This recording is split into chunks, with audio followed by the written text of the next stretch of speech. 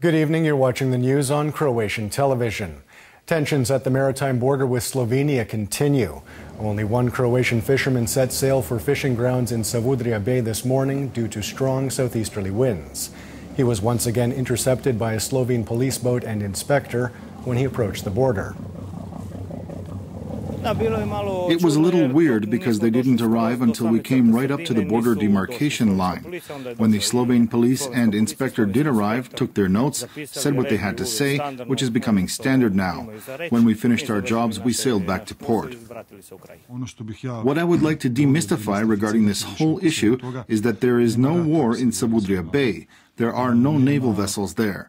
Our fishermen are going out to sea for their catch. Obviously, the Slovene police are there, but so are the Croatian police. There aren't any incidents, other than the fact that psychologically this probably isn't the most pleasant thing in the world for Croatian fishermen. Meanwhile, the Slovene daily Delo reported that European Commission President Jean-Claude Juncker plans to meet with the Croatian and Slovenian prime ministers for talks on the border issue by the end of the month. The Croatian government is still confident that the two countries can resolve the border issue on their own and that mediation from the Commission will not be necessary. What is consistent in messages from the European Commission is that our unresolved issue is considered a bilateral one, and that both countries are constantly and stubbornly called on to engage in dialogue.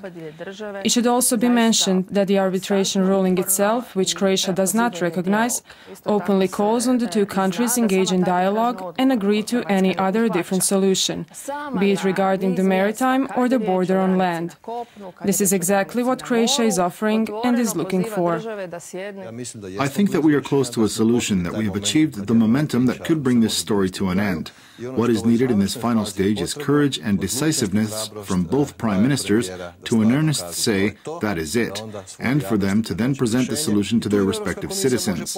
And this is where the European Commission can help in terms of explaining why this solution is good for both countries, effectively giving them a positive wind at their backs in a political sense. And that is a scenario we support. So I don't see why it is so difficult at this time to publicly state we have reached an agreement. Following President Kolinda Grabar-Kitarović's meeting with Turkish President Erdogan yesterday, Croatian MEP Tonino Picula says he is doubtful Turkey wants to help introduce reforms in Bosnia and Herzegovina. Meanwhile, HDZ MP Božo Ljubić says he expects Western powers to take an active role in stabilizing the situation in the neighboring country. It seems to me that President Erdogan showed more interest in some other more or less serious issues instead of the issue President Grabar-Kitarović announced ahead of their meeting. I am convinced that the Turkish president has little interest in thorough reforms in Bosnia and Herzegovina. He clearly stated that political life in that country is unfolding within the framework of the Dayton Agreement, for the simple reason that the Dayton Agreement and the balance of power it has created suits his purposes, because he maintains influence over the Bosnian Muslim segment of politics. Turkey can definitely have a positive effect on the stabilization of the situation in Bosnia and Herzegovina. However, what is even more important is what Western sponsors or guarantors of the Dayton Agreement plan on doing in terms of stabilizing the situation, because we should not kid ourselves.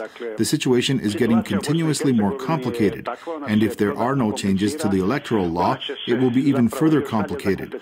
All of this could bring the country to the brink of collapse, which shouldn't be in anyone's interest, definitely not for neighboring Bosnia and Herzegovina, but not for Europe or America either.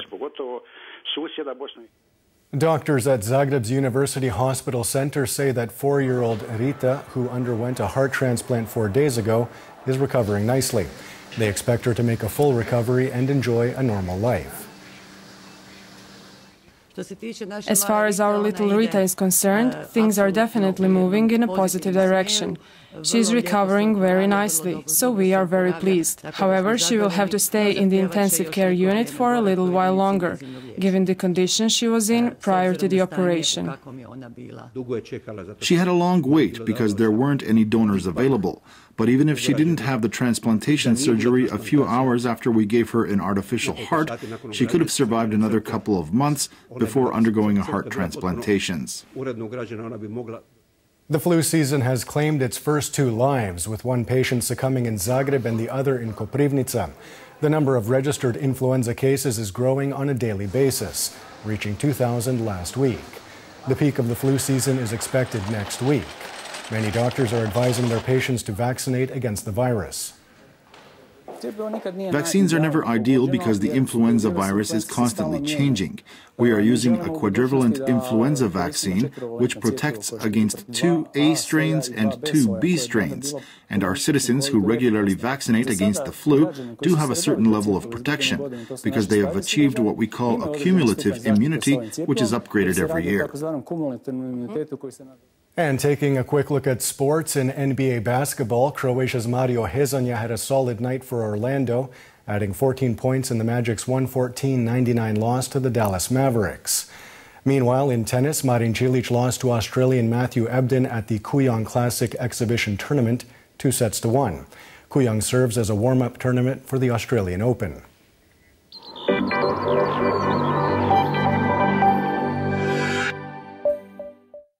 And now the forecast for tomorrow.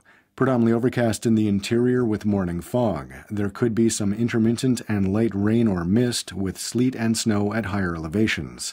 The coast will see partly sunny skies with variable cloud cover. However, there is a chance of some light rain in Dalmatia, especially in the south.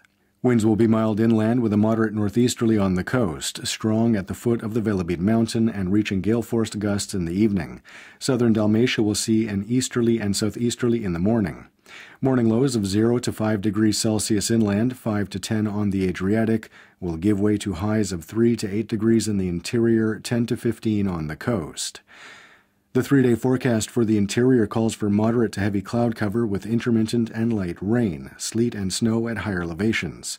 Mild to moderate northerly and northeasterly winds will bring colder temperatures. The coast will see partly sunny skies with variable cloud cover. There could be a little rain, primarily in Dalmatia. There will be a moderate to strong northeasterly, reaching gale-force gusts at the foot of the Velebit mountain. It will get progressively colder.